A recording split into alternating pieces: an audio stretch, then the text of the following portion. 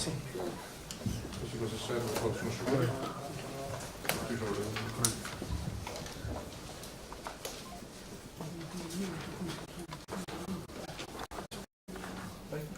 Think it's okay?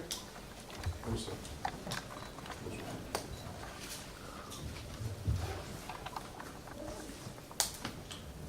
So, good morning again. Welcome everybody. Thank you for being here. Just a few lines about Major General Angelo Michele Mistuccia. He's KFOR-27 commander.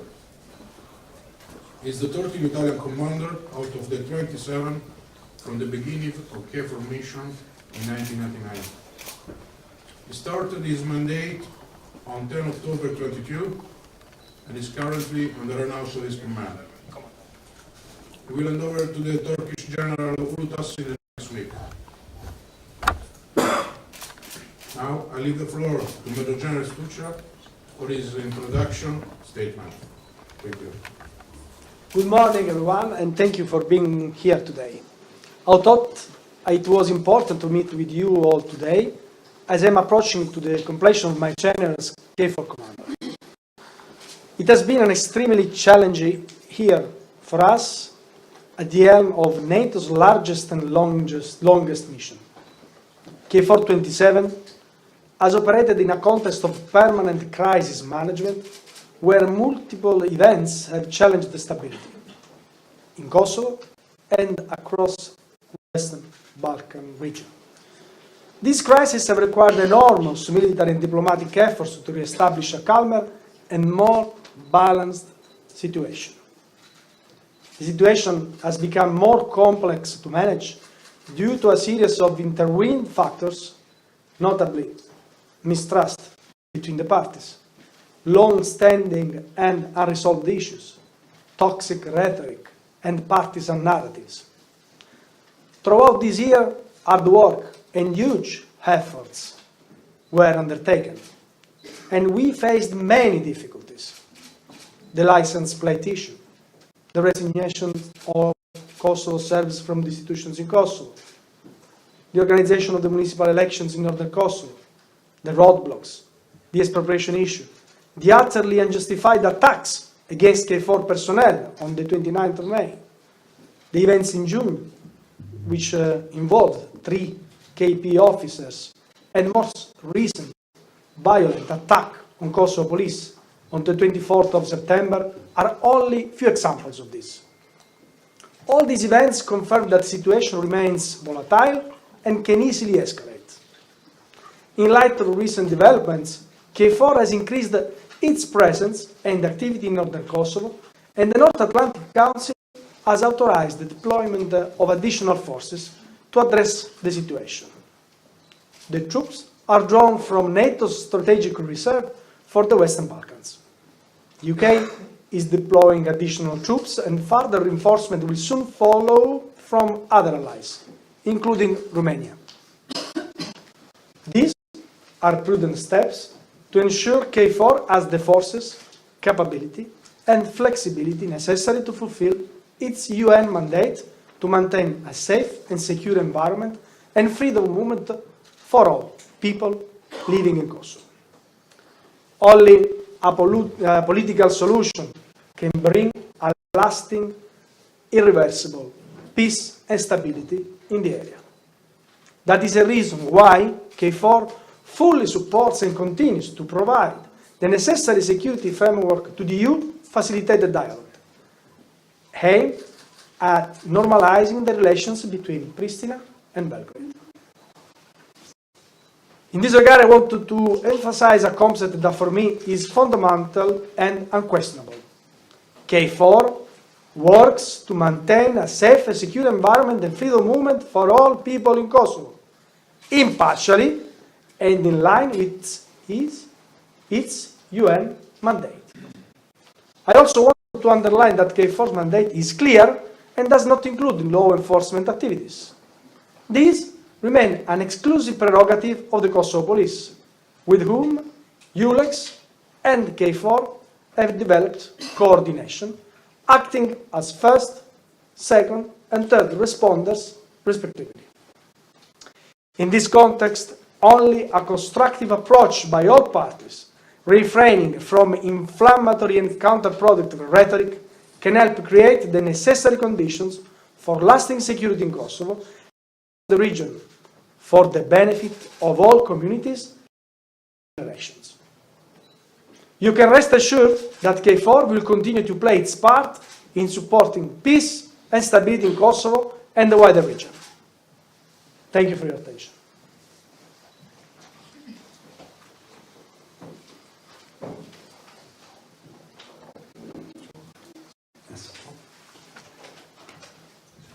So now we can start the question and answer. The first will be Reuters.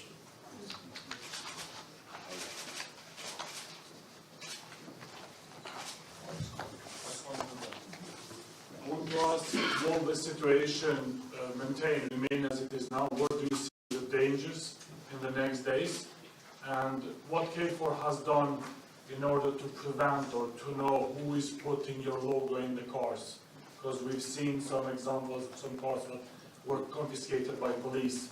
And as we know, police cannot stop KFOR vehicles.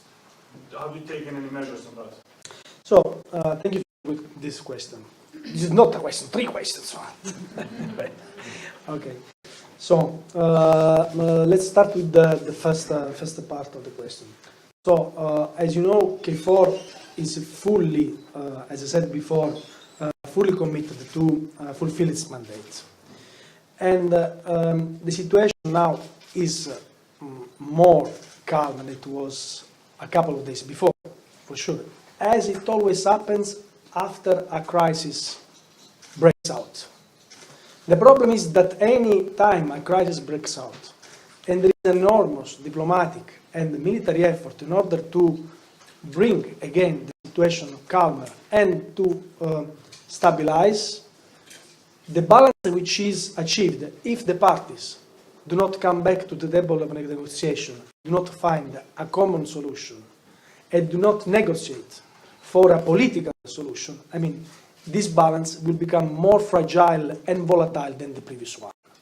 So we need both parties to come back to the table of negotiation. That's the reason why we fully support the EU-facilitated dialogue supported by the US. So we fully believe on the importance of the diplomatic efforts in order to solve the situation. As far as the event of the 24th of May is concerned, we are still working in order to understand what kind of equipment was confiscated by KP. We have the list because, of course, we are cooperating with the Kosovo police in this field. And we know also that there were some logos. There is an investigation still in place, and we took, as KFOR, all necessary measures to reduce the risk of what we call false flag attack. So all checks have been done. We have military police who is deployed here in KFOR and who fulfills its mandate, also checking all our vehicles and avoiding the risk of someone to use inappropriately our logos to be effective. So we take all necessary force protection measures in order to reduce the risk, to avoid the inappropriate use of these logos. For sure. Thank you. RTK. Hello. Where are you? Sorry. Mr. General, at the time of the Kosova police arrest at the border by the Serbian police and army, you were in Belgrade in a meeting with the Serbian President Vučić. Where were you at the time of the terrorist attack in Banjska? I was working as always in my HQ, following very thoroughly the situation. Okay. And coordinating with all parties. I spent a lot of time. I was activated by your president. Okay. Kosovo Lajme. Because of current situation, this KFOR may be considering building another base in the north of Kosovo, beside this one. Is that a possibility? We have all necessary facilities, and we are organized, trained, and equipped, also with the reinforcement we have been receiving from UK, from Lajme, in order to face the current situation. So at the moment, do not see the need to build new bases. You know that since 1999, KFOR is present here, and the level of force, in accordance also with the development, the positive development situations, but the situation since 1999 decreased. So we are tailored to reach also the peak at that time. So there is no need to build new facilities, logistically speaking. Associated Press. So Serbia is insisting for KFOR to take over control in the northern municipalities. What is KFOR's stance regarding this request? And also recent events in Kosovo have sparked fears that KFOR NATO were too slow or hesitated to react. Does KFOR have a clear action plan in case the Serbian military or armed groups breach the border between two countries? So we always have a plan. That's the reason why the situation from KFOR's side was managed in the proper way. That's the reason why the 29th of May, with the sacrifice of our people, we managed the situation in such a way that a lot of lives were saved, and we avoided a slaughter. That's the reason why we work in such a way to coordinate with everybody on the ground in order to avoid an escalation the 24th of September. We properly worked with our partners in order to plan and to execute all necessary actions to stabilize the situation. So we are always ready. As far as the situation in the north is concerned, and the request for the other parties, I mean, we work to fulfill our mandate. And as I mentioned before, we do not have in our mandate any tasks that are related with the law enforcement of the rule of law. But we are ready to fulfill our mandate. Full stop. We plan, organize, execute actions in order to be consistent and to fulfill our mandate, which is regulated by the United Nations Security Council Resolution 1244.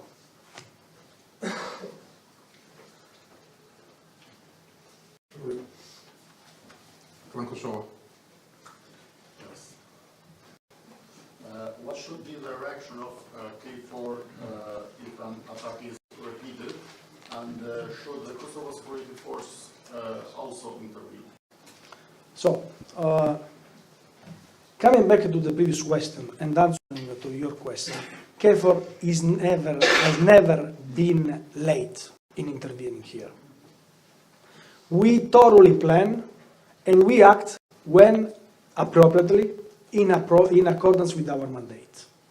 So we have a different concept of being on time or being late because our intervention is professionally evaluated while you have your point of view as a journalist. So let us do our job. The second point, as far as the KSF is concerned, we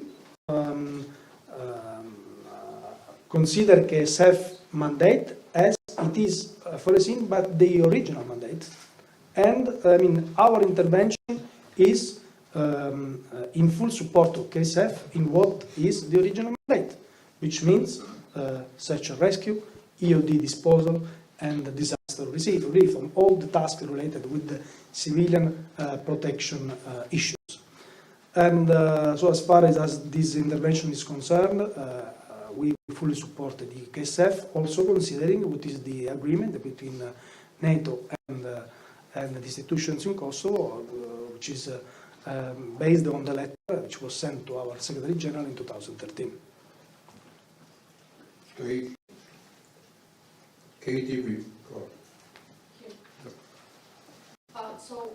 Where have you failed as a mission in the direction of protecting the border between Kosovo and Serbia, knowing your mandate, and knowing that around 5 million euros munition and around 90 armed men was present in Banjska in Zvečan, and dozen of illegals road was closed and identified from Kosovo police. What happened to them? Did you maybe take action to open them, knowing that it's considered that all that munition and armed Serbs were got to the Banjska using these illegal routes? An investigation is still in process about the Banjska, sorry for the pronunciation, Banjska, or Banjska event. So, I mean, it is too early to say from where this weapon were introduced here in Kosovo. Anyway, we are present in northern Kosovo as well as along the ABL, and we act in accordance with our mandate without being tasked by other entities. We are only tasked by NATO, and we work in fully compliance with our mandate, which includes also, in accordance with the military technical agreement, the activities that are carried out along the administrative boundary line. So there is a military technical agreement which clearly identifies who has to do what. There are also technical and procedural activities that we carry out, and of course we do our best in order to carry out these activities along the ABL. Of course, terrain here, you know better than me because you live here in Kosovo. Terrain is complex, it's not so easy. It's not so easy to control all terrain and all the administrative boundary line. But anyway, we do our best. You have to also to understand that we control the administrative boundary line on this side, while the Serbian armed forces control the administrative boundary line on their side. So there is a double control of it, and there are multiple roads, illegal roads that could be used. It is not so easy, but we put high-star assets, our forces there to control it. So we do our best to accomplish this mission. Thank you. Economia online. So thank you. As you stated, there has been an increased presence of the troops of KFOR in the north. I wanted to know what their duties will be, only guarding the border, or in a way even replacing the duties of Kosovo police? Sorry, replacing? The duties of Kosovo police. So, military activities cannot be driven by timeline or by something which is not related to the development of the situation. We professionally assess the situation, and we plan, organize, and execute our activities in accordance with the current situation. Deploying mobile, static assets, employing our high-star assets in accordance with what we need to first understand and what we need to do to stabilize the situation and to provide safety, security, and freedom of movement. And as far as the Kosovo police is concerned, I mentioned before that law enforcement and rule of law is not in our mandate. In this case, there is a very clear layer of responsibilities as first, second, and third responder. In this case, we are the third responder. Thank you. Play TV. You said that during the attack on Kosovo police, you were communicating with the commander of Serbian army. What was their connection with the attackers? So I was in contact not only with General Mojsilovic, but all those who were concerned that day. I was in contact with your president. I was in contact with the ULEX admission. I was in contact with the General Mojsilovic, with the ambassadors, with everybody, with also I do not speak Serbian, but they have someone who speaks Serbian who was in contact with the Archbishop Teodosije. So I was in contact with everybody who was concerned in order to coordinate in the best way all action necessaries at my level and with my duty as third responder, ready to intervene if the situation had required, and in close contact with everybody in order to, our concern was first to avoid the situation to escalate, and second, to avoid civilian casualties. You know that there were also 40 pilgrims who were hosted by the abbot of the monastery, and as far as Safchodo is concerned, our concern was to avoid this kind of escalation, for sure. Thank you. Top channel. You said, General, that is quite an amount of control between the border of Kosovo and Serbia on their part and on our part by the KFOR troops. How is it possible that the amount of arms will be brought into Zvečan and some of the mountains in Zvečan and 30 or more attackers armed to come without, I guess, any knowledge and any possibility to stop them? Do you consider it, I'm kind of repeating another question, do you consider it a failure on any circumstances by any of the authorities working and their presence on the north?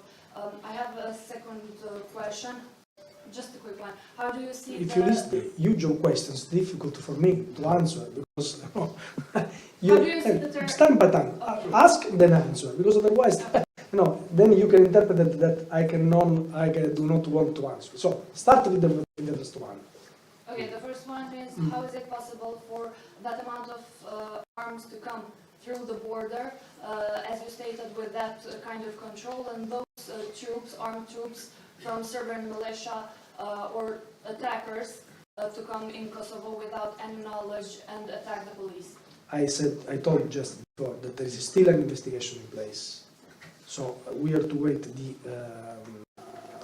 outcomes of this investigation and then to find and then to evaluate the conclusions. Okay, I told you that we are present everywhere in Kosovo, including the administrative boundary line, and we do our best in order to maintain safety, security, and freedom of movement, including the control of the ABL in accordance with the military technical agreement, which is part of the UN Security Council Resolution 1244.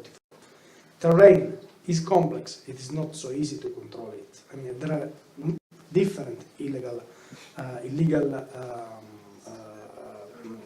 roads. So we do our best as well as the other side, on the Serbian side, they do also their best. Fighting organized crime groups is common interest of everybody because the organized crime groups are transnational and they bring instability everywhere. So I'm 100% sure, but it is the interest of everybody to avoid this kind of incident to happen. And it is important to learn from what happened in order to improve the effectiveness on the ground. So there is still an investigation, and once the investigation will be concluded, all the evaluation will be drawn on. Be short. How do you see the attack on Kosovo police force? Because Kosovan authorities are saying that is a plan for annexation of the north of Kosovo. Do you agree with what you have information so far that is a plan for annexation of the north of Kosovo? So we fully condemn the attack against Kosovo police because it is absolutely unacceptable. Okay, unacceptable. Second, for sure, as far as we know, and considering the quality and the quantity of the equipment that was confiscated by Kosovo police, for sure, the intent of those who perpetrated this crime, the aim for sure is to create instability, to increase instability and chaos. That's for sure. So as far as the annexation of Kosovo is concerned, as you said, your assumption is your assumption. It is not our conclusion. For sure, the situation after the resignation of the Kosovo Serbs from the institutions in Kosovo, including more than 570, if I'm not wrong, KP officers, Kosovo Serbs. I mean, it brought in northern Kosovo a very dangerous vacuum. This vacuum, this insecurity is our concern. We need both parties to come back immediately to the table of negotiation, to find a solution, also to allow the reintegration of the Kosovo Serbian community into the institutions of Kosovo. It will happen for sure within the framework of the dialogue to better stabilize the situation and to bring inside the system more and more cooperation between the parties. One question. Bergman. I'll take that. My name is Alex Anderson. I'd like to ask a question that in effect invites you to update your assessment of the events of 29th of May. As you may recall, you put out a press release, I think, the day after. There have been some various trickles of information since, but not all sort of lumped together.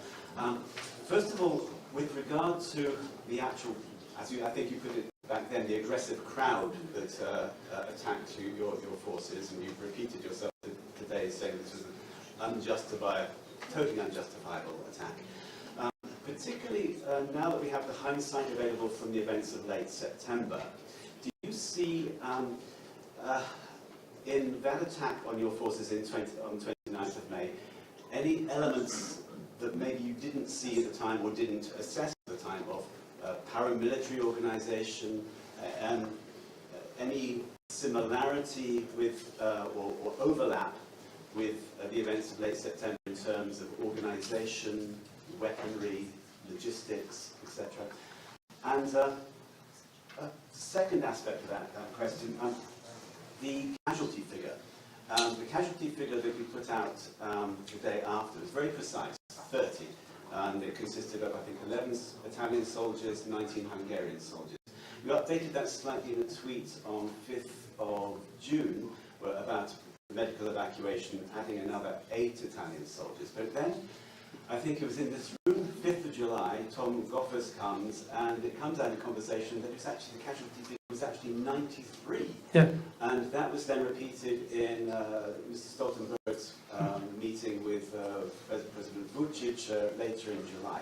Now, can you tell us why the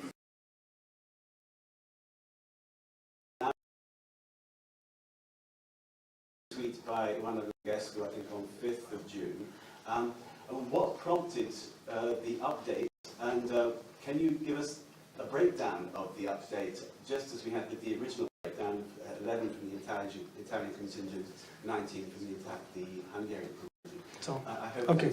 that's a digestible question. Okay. So, first of all, transparency is one of the pillars of our approach to the situation.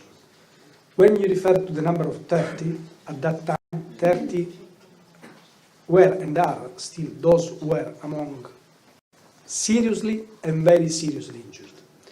As you know, after an action, adrenaline and everything, I mean, we had a lot of people there.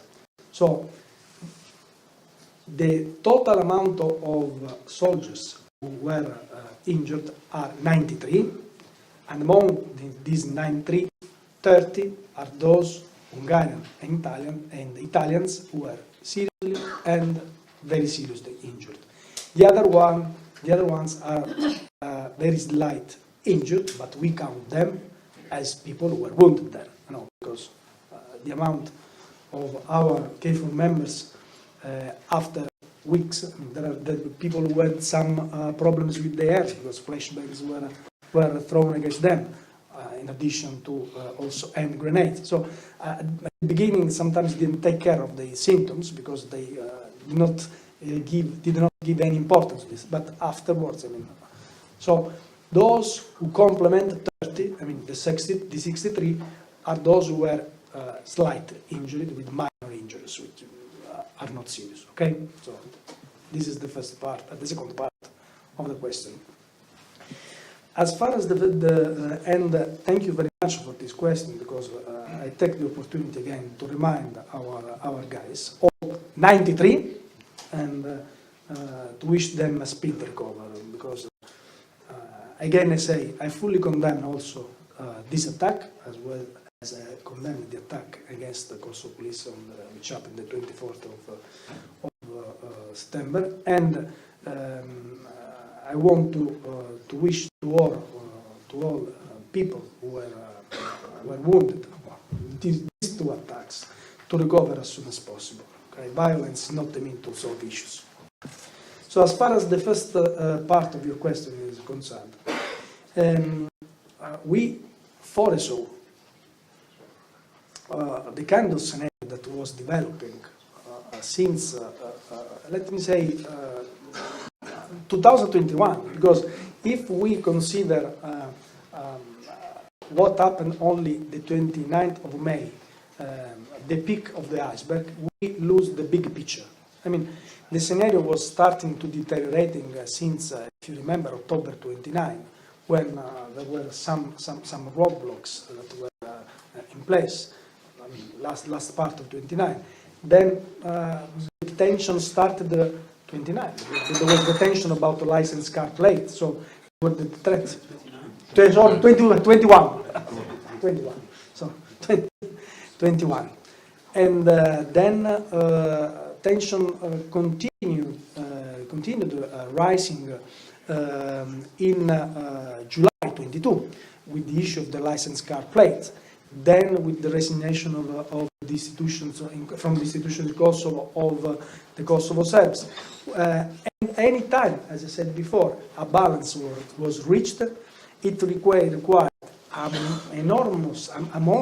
more important effort from both the political side and the military side. So the situation was progressively deteriorating. But just saying that the reason why the situation deteriorated is related to the license car plate of the events is this. I mean, it is a mistake. The real reason is mistrust between parties. That's the reason why we invite them to approach the situation with a more constructive approach and to come back to the table negotiation in order to find a common solution. So, what happened the 29th of May was caused by a small group of people, also very well trained, who confirmed us that in northern Kosovo there are groups of people who think that violence is the best way to solve the situation. But anyway, those who attacked us were Kosovo Serbs, very well organized, and we acted properly. And the reason why we avoided more casualties on the ground among civilians is because we were there, we were prepared, we planned in the proper way, and we foresaw what could have happened. And I have to congratulate with my people, with the professionalism they showed on the ground, because they were able to manage the force in accordance with our rule of engagement, avoiding these criminals who attacked us to exploit the presence of peaceful people who were there. And you know, it is very difficult to save 15, because we saved the 15 KP officers who were trapped among the crowd, when among the crowd and where there were peaceful protesters, but also violent protesters, who mixed themselves, using as a shield the presence of those who were peacefully there. So we properly managed the situation, we were very prepared, and we were trained to face this kind of situation. So what happened afterwards follows the pattern of this escalation and of this balance being more and more fragile than the previous one. That's the reason why we always say the only way to solve the situation, again, I don't want to push on the button of the recorder, to say the only solution needs to be political. Because, we militarily can only create the room for the diplomats to work. But the situation requires the willing of both sides to be solved. Okay, thank you. Last question. Can I ask a follow-up? Sorry. Yes, thank you. There's one aspect of my question, continuity or crossover or overlap between, as you described it, this small organized group that was the core of the trouble on 29th of May and the group that acted. The continuity is due to the fact that when there is a vacuum, there are those who are interested in keeping the conflict frozen, who exploit any kind of situation to maintain chaos, no? to build up mistrust between the parties. And it is not so good, absolutely not. The continuity is due to the fact that these groups want the conflict to be frozen. They want to deny a prosperous future to all the incoming generations. They are not interested in keeping peace and stability. Sir, please. It is not a dialogue between me and you. If you want to leave room for the others. Skip to the, no, sorry, skip to the other. Last question we have to do. PRVA. Yeah. In your speech, you mentioned some of the crises that happened during your mandate. I will mention one more. In January, there was an 11-year-old Serbian kid was attacked by the gunshot. You remember that is the also crisis that happened in your mandate. So my question, do you think that KFOR could do more, and you as mandate of the KFOR could do more for the safety of all communities that happened in the last months?